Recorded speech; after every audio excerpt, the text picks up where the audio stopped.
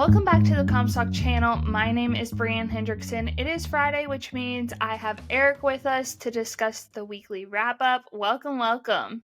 Yeah, thanks for having me, Brianne, on a report day even. On a report day, let's go ahead and talk about that. Yeah, so just initial rub. I think people were a little more excited for this December report than usual. Normally, the December report is a non-event. There was a lot of anticipation that we were going to see some bigger changes from the USDA for this one because of the trouble they've been having in Brazil. So there was some expectations there, and USDA just held true to form. Didn't throw us any real curveballs. There were some surprises, but they certainly weren't bullish surprises. So start with the world grain ending stocks. Corn, you're above average trade estimates.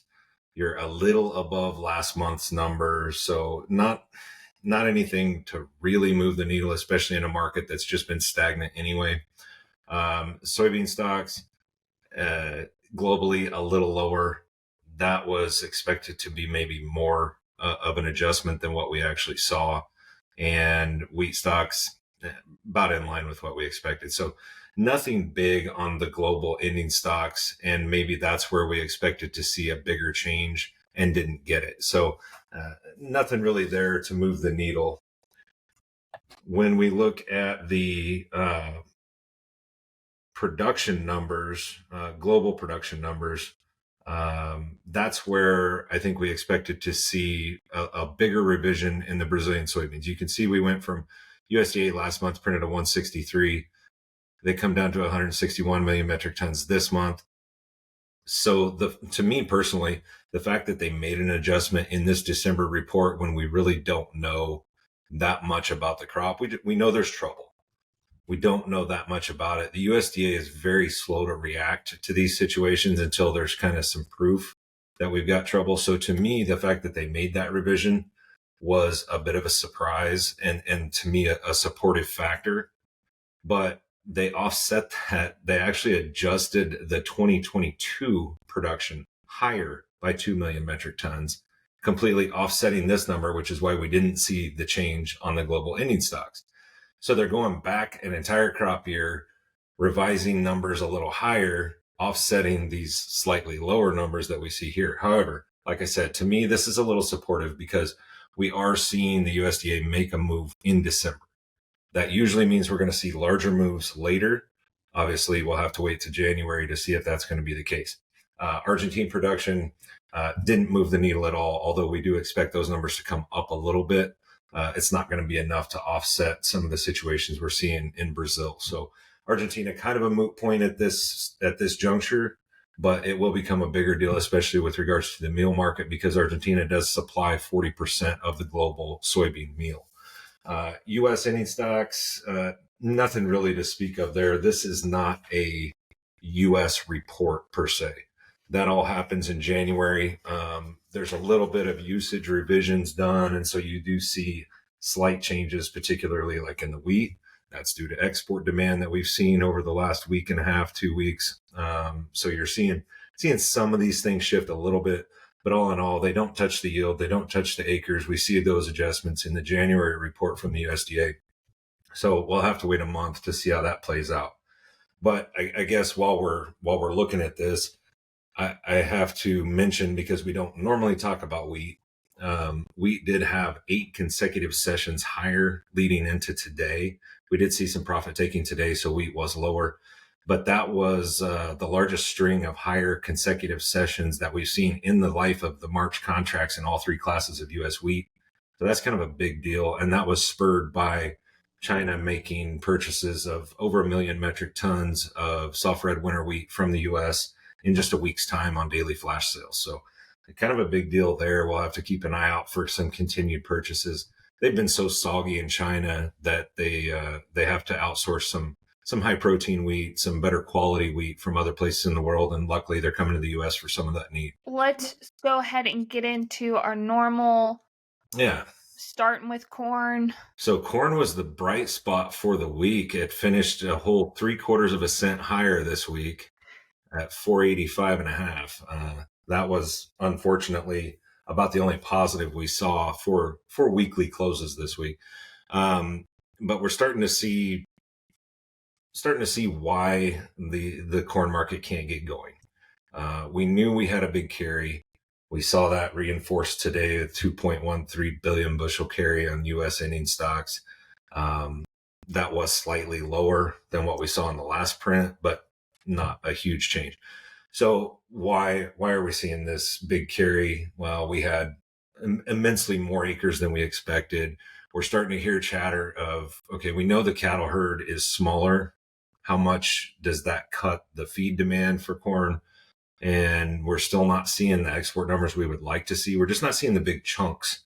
And there are many marketing years where we have to wait till the March to May timeframe to see those. And maybe that's the case. And maybe we will see those down the road still. But weekly export sales have been good. And all in all, I would say fairly supportive, but we're just not seeing those big chunks, daily flash sales, 1 million metric tons here and 3 million there. And maybe we will as we move towards the spring timeframe. But the big carry, the large acres last year, that's starting to really draw some focus to what are we going to see for next year.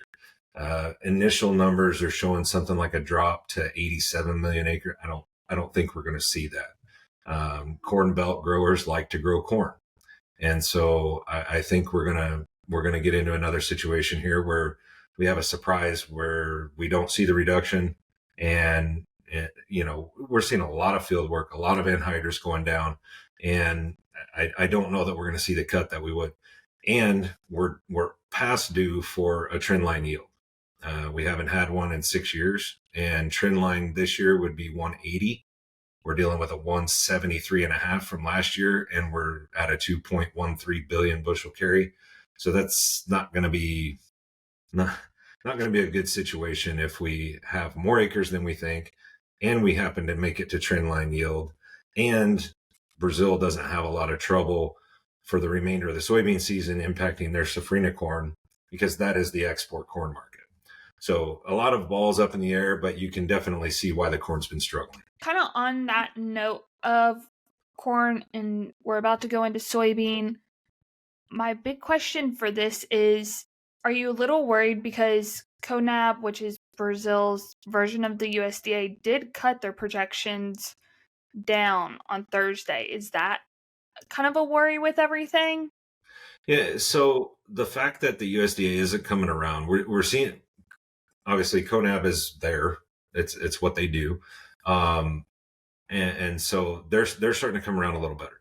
Private estimates are really low as far as Brazilian production, and the USDA is not recognizing it. And that goes back to what I said with regards to them making any kind of a trim on this December report.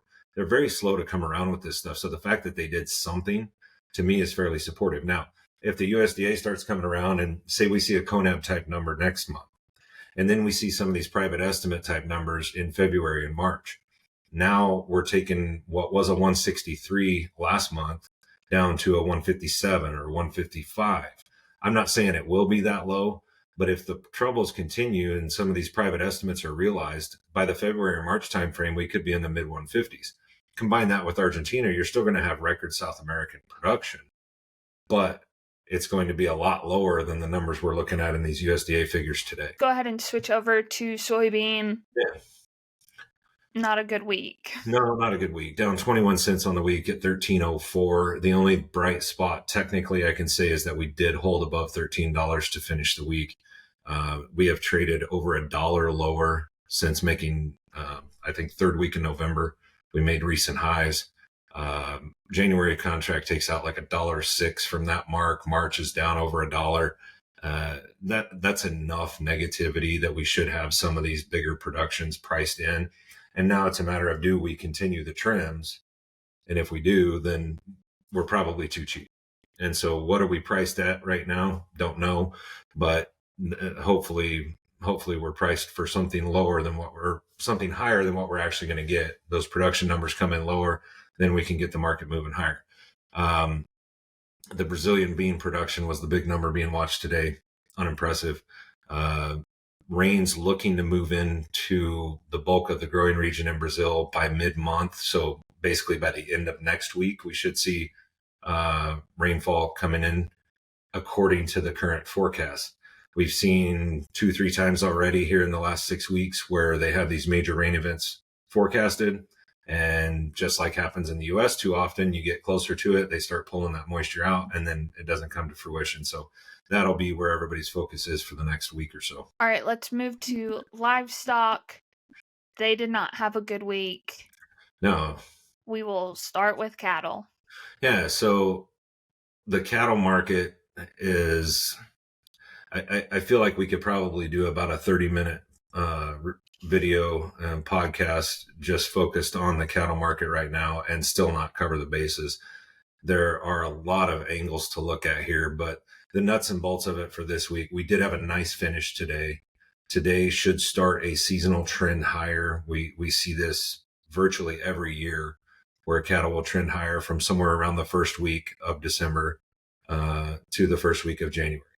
So hopefully we're going to carve some kind of a temporary bottom here, and we will follow that seasonal pattern. However, we did finish the February contract this week down $3.40 at 165.72. That's being up $3 today. So prior to today, we were down $6 plus for the week. So definitely not impressive there. Feeder cattle cash continues to slide. We saw the cash index lose something close to $1 a day this week. And I had some firsthand reportings of cattle being sold through the central U.S. and Carthage, Missouri. It was ugly, and it continues to be ugly. Packers have the upper hand in every way. They're importing beef. They're importing cattle. They're feeding longer. Carcass weights are record high. We've got a 936-pound average steer carcass at the packing plant right now. It's just monstrous.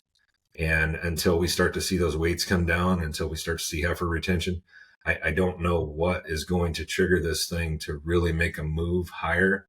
But one thing that I guess I would say is that cash right now, we're 171 live, 271 dressed. That's going to end up being like $4 lower than last week.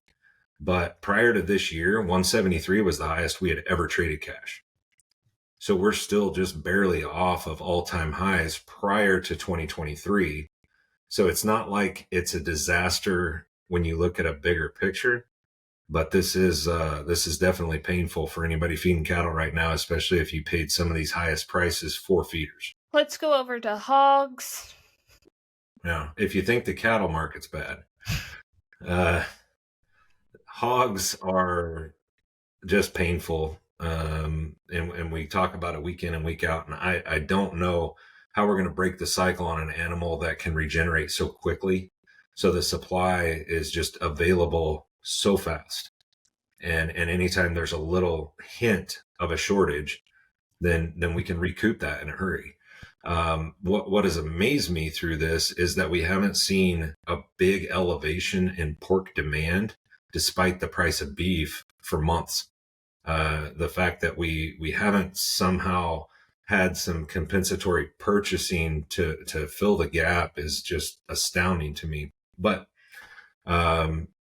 hogs finished the week $1.12 lower in the February contract. You're back below $70, and I'm hearing cash hogs going in the 40s, even in eastern Iowa, and it's nasty.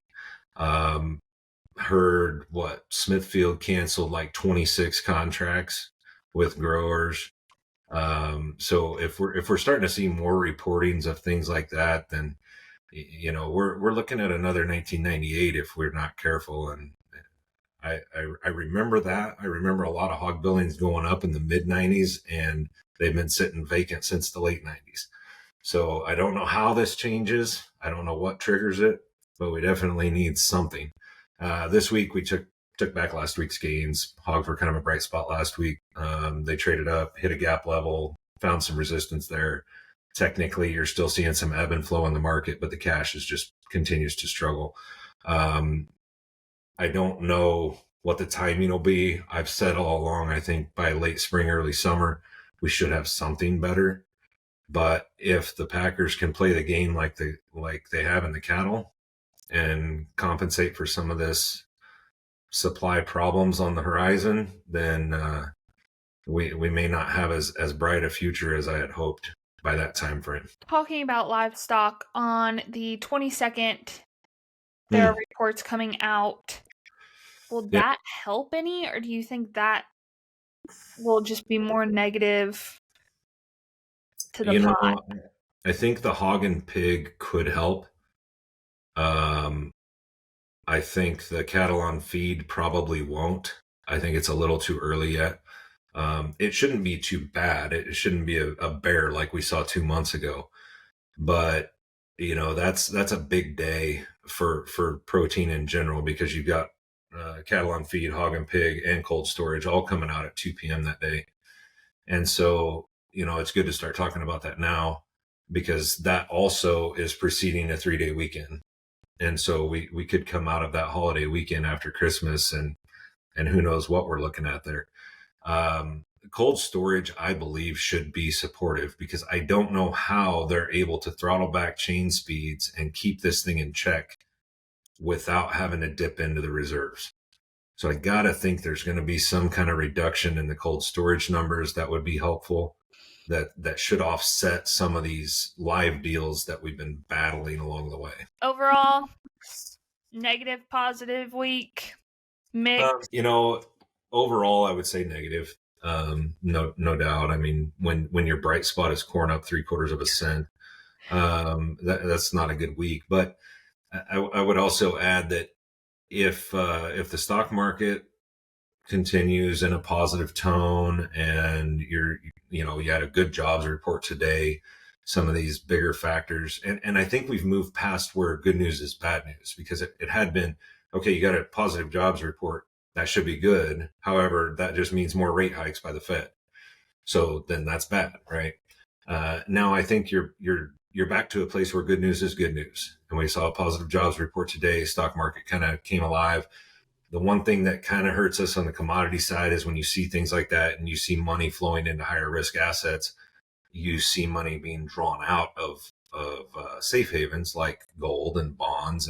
And so then you get this negative undertone in the commodities. But all in all, I think the economic feel is a little better, and cattle will be a winner in a good economic vibe. And so hopefully we found a short-term bottom there. So for the sake of the cattle, I feel a little better, although this week was a struggle. All right, that'll do it for this episode. Thanks so much. All right, Brianna, take care. Want more premium content? Subscribe to the Comstock Report, where you will receive 2 reports daily. Want more video content? We are on Facebook, YouTube, and now TikTok. So don't forget to like, follow, and subscribe.